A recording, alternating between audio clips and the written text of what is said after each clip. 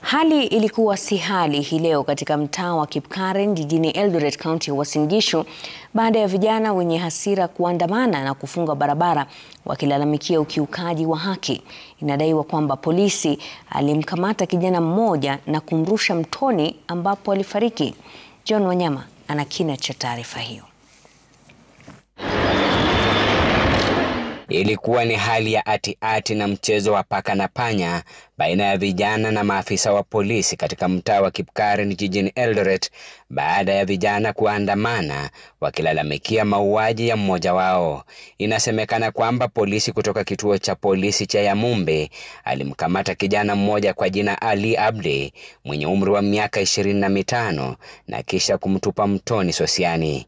Mwili wake ulipatikana siku 5 baadaye. Jana wangu aliangushwa ndani ya maji, kuna polisi akamfukuza. Mama moja akatuambia, niliona mtu akipita hapa, mwili ya mtu ikipita na maji. That exact time when hiyo incident ilifanyika, vijana wakikimbia, it was around saa 7. That means huyo kijana wetu haliuliwa kwa maji.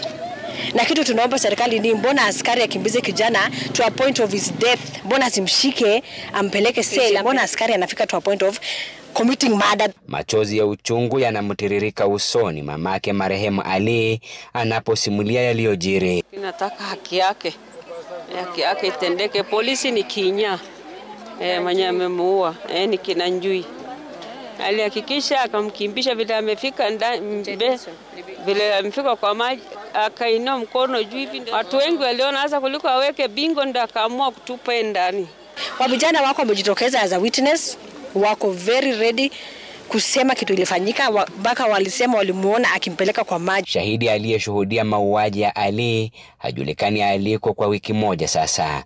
Rafiki huyo wa marehemu alitoweka baada ya kuonekana akipigwa na kusafirishwa na gari aina ya Probox.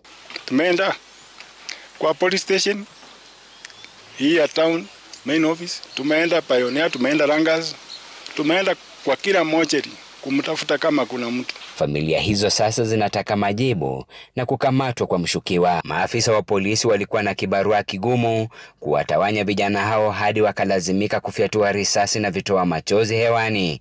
Vijana 10 walikamatwa na polisi kwenye maandamano hayo. Ni hapa katika mto huu wa Sosiani pale maisha ya mwenda zake Ali yalikatizwa ghafla na afisa wa polisi ambaye tunaarifiwa kwamba alimrusha kwenye mto huu na akafariki. Maswali kutoka kwa wakazi wa Kipkaren ni nini alichokuwa amekifanya Ali na mbona hakuweza kukamatwa na kufikishwa mahakamani hadi akapelekewa kurushwa kwenye mto huu. John Wanyama, runinga ya Citizen, kaunti ya Uasin Gishu.